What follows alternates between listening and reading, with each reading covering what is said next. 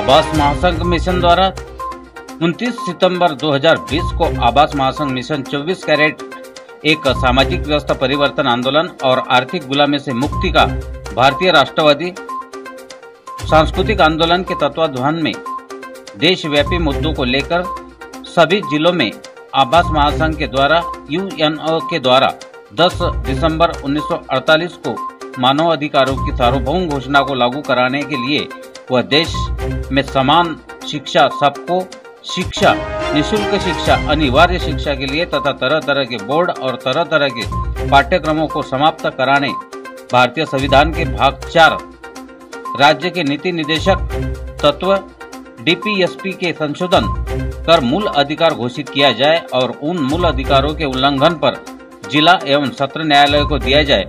समान शिक्षा, निःशुल्क शिक्षा, शराब का उत्पादन और बिक्री पर रोक, भारतीय आय से आधा हिस्सा गरीबों को दिया जाए। निजीकरण, पूंजीवाद पर रोक, समाजवाद को मजबूत किया जाए। जल बचाओ, बेरोजगारी दूर करने, संवैधानिक अधिकारों की रक्षा कराने, मनरेगा में भ्रष्टाचार रोका जाए, बायोमेट्रिक हाजिरी लागू हो। उपरोक्त मुद्दों पर आवास महासंघ का राष्ट्रव्यापी आंदोलन को तन मन धन से सहयोग करने की बात कही। अरविंद केसरवाल जी, राष्ट्रीय महासचिव माननीय मेहर सिंह, मंडल अध्यक्ष मुरादाबाद माननीय धीर सिंह, वरिष्ठ समाजसेवी माननीय ओम वेश टिकैत, जिला कार्यकारी अध्यक्ष माननीय अंकित बौद्ध, जिला प्रेरक माननीय इमरान जी, जिला सचिव अभिषेक सूर्यवंशी, आरटीआई एक्टिविस्ट रवि कुमार जी, सदस्य महानगर पालिका हल्दौर और राष्ट्रीय अध्यक्ष लाल सिंह भूमेवालकर इस आंदोलन में सहभागी हुए। मैंने कानून बनाया 1948 में, 10 दिसंबर 1948 को मानव अधिकार दिया गया। जो मानव अधिकार है उसको लागू किया जाए ताकि सब लोग अपनी मतलब अच्छी उन्नति के लिए या अपनी सुनवाई के लिए मानव को सबको समान अधिकार मिले और मानवता का अधिकार मिले। मैं इसलिए ज़्यादा बोलकर जो शोषण हो रहा है, जो यूएन ने लागू किया है मानव अधिकार, उसको जल्दी लागू करे और सबको न्याय दे।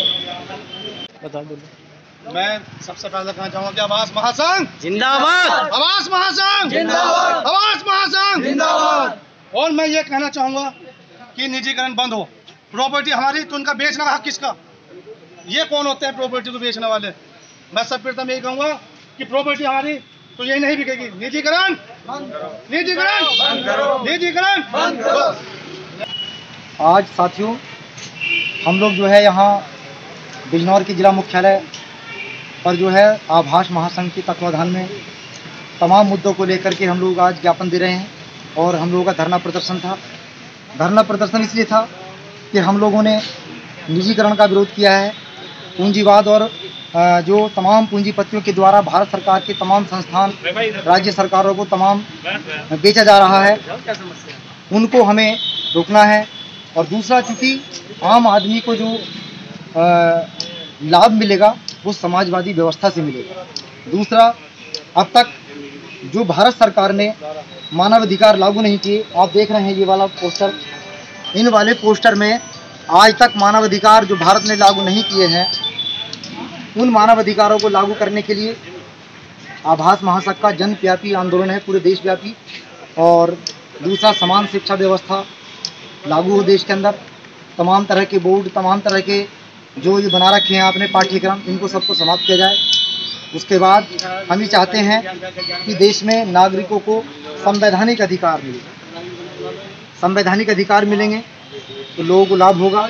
दूसरा, संविधान के जो आर्टिकल 35-36 से लेकर के और 51 तक जो डीपीएसपी है, हम चाह रहे हैं उसमें महत्वपूर्ण आर्टिकलों में संशोधन करके उसको मूल अधिकार बनाया जाए और मूल अधिकार बना करके मूल अधिकारों के उल्लंघन पर न कि हाई कोर्ट न सुप्रीम कोर्ट को सुनवाई का अधिकार हो, बल्कि प्रत्येक जिले के जिला न्यायाधीशों को भी सुनवाई का अधिकार दिया जाए ताकि गरीब लोग अपनी सुनवाई के अपने मानव अधिकारों के लिए आसानी से जिला न्यायालय तक पहुंच सके।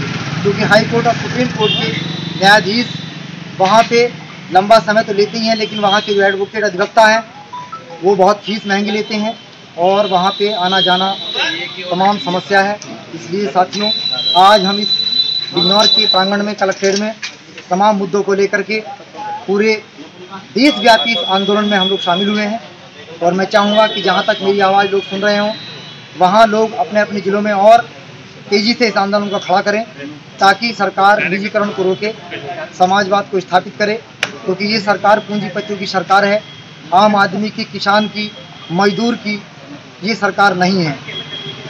किसान परेशान है, देखा अभी आपने हरियाणा में, पंजाब में, राजस्थान में, यूपी में कितने किसानों के साथ इस सरकार ने अत्याचार कराया है। किस तरह के काले कानून बना करके इस सरकार ने मजदूर और किसानों का अहित किया है, उनके जो निवाले पर हमला किया गया है सरकार द्वारा।